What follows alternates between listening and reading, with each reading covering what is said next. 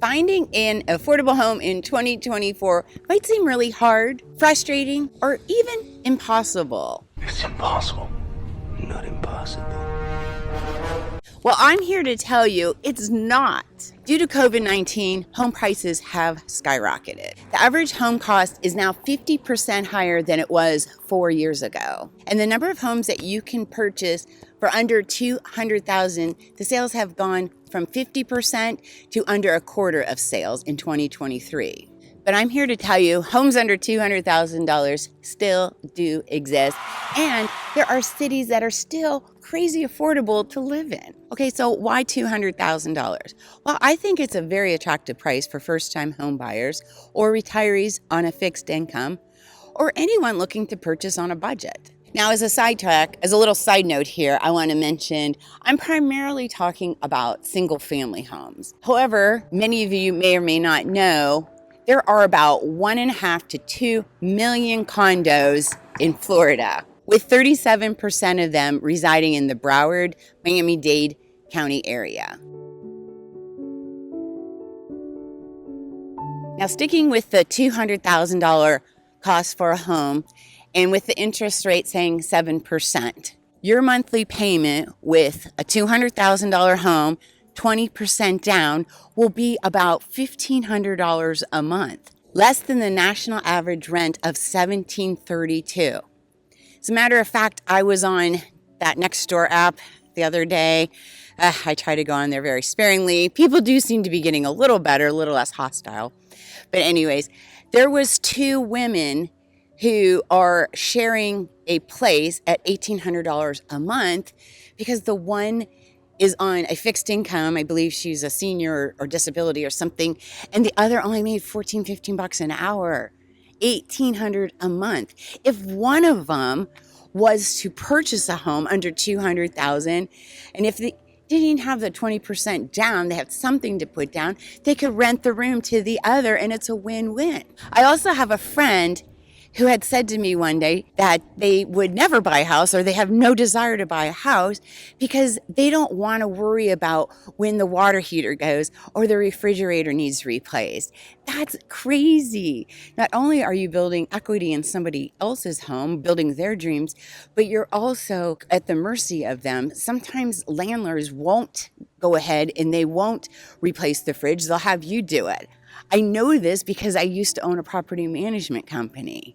And now you bought a fridge, a refrigerator, or a dishwasher or something, and when you go to move, you got to decide if you want to take it with you or not. And what if the landlord decides to all of a sudden put the property up for sale? Now you're scrambling to look for a new home. Well, when you own it, you don't have to worry about any of those issues. I'll pull a chart up right here from Realtor.com that shows you how home sales under $200,000 over the last decade have went from half of all sales to only a quarter of all sales. Now, if you've been on the fence and you're thinking of buying and you want to buy something at a very affordable rate, you might want to hurry because these prices might not stay for very long. Currently, it is a buyer's market, but as we all know, everything ebbs and flows.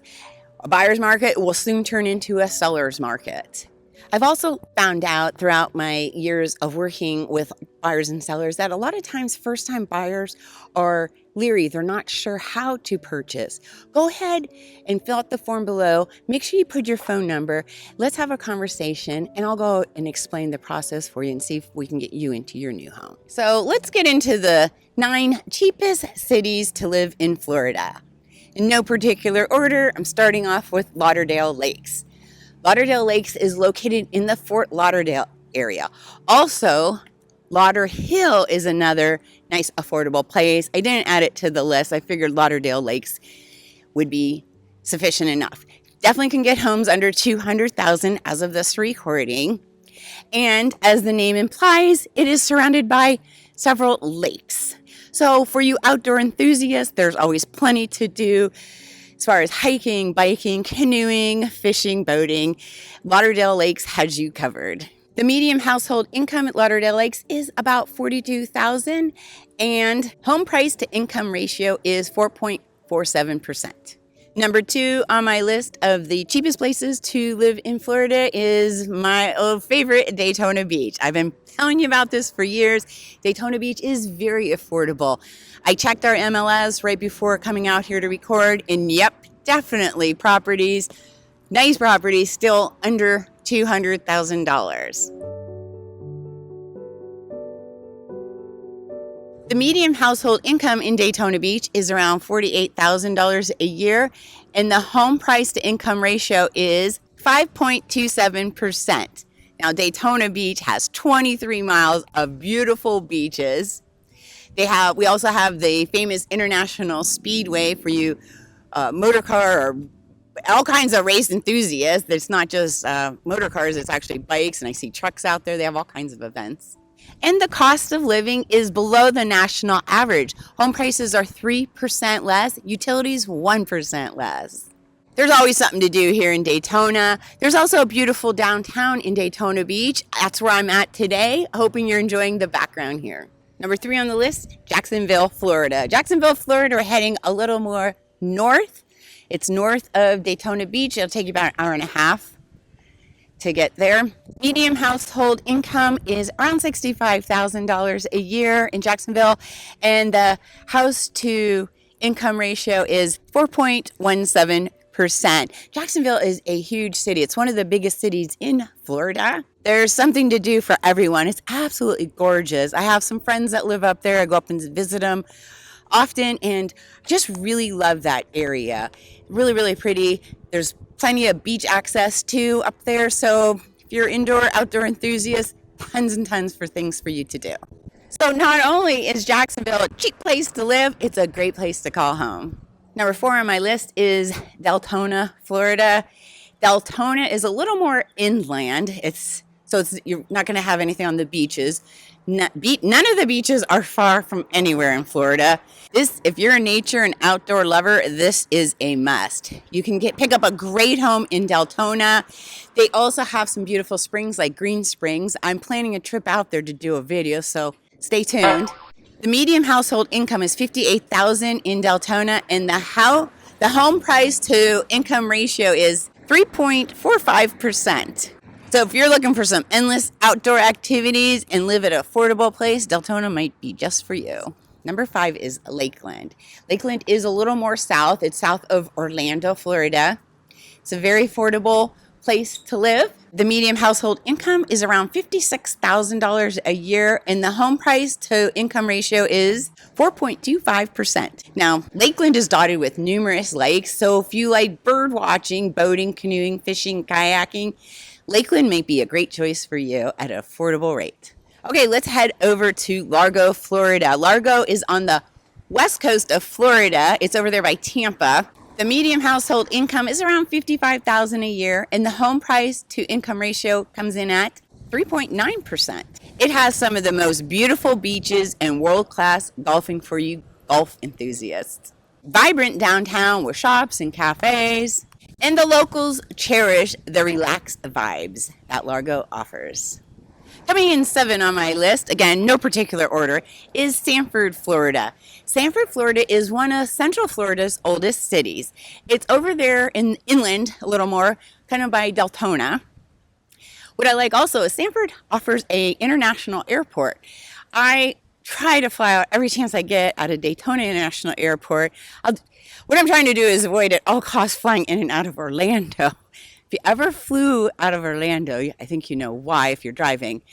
The airport's amazing. It's one of the nicest ones. If you're stuck in a layover, you'll be thankful. But I just don't like the traffic. I get anxiety too bad. So I try to fly out of these smaller airports, and Sanford's one of them as well if one of my airlines is coming out of there. So I like that about Sanford. The median household income in Sanford's around $55,000 a year, and the home to income ratio is about 4%. Sanford's gorgeous. It has the 19th century architect throughout, boutique stores, cafes, and beautiful lake views. Number 8, Winter Haven. Winter Haven is inland as also. If you're noticing, these cheaper cities are inland and on the coast. They're not all inland as maybe you might originally think, thinking the water is always more expensive, but Even on the coast, you're finding cheaper properties and inland. So, like I said, Daytona Beach, right there on the ocean. But anyways, this is Winter Haven. It's nestled between Tampa and Orlando. Medium household income comes in about $54,000 a year. Home price to income ratio is about 4.1%. Winter Haven's full of beautiful lakes, which provides tons of recreational activities, especially if you're an outdoors person and enjoy the water. It's a perfect representation of a classic all-American town. And now, number 9, we have Titusville. And actually, Titusville may be the most affordable place to live. It's also known as the Space Coast. It's where you can see the rocket and satellite launches. The median household income in Titusville is around $53,000 a year, and the home price to income ratio comes in at 3.95%. Lots to do in Titusville, from touring the Kennedy Space Center to relaxing at Canaveral National Seashore.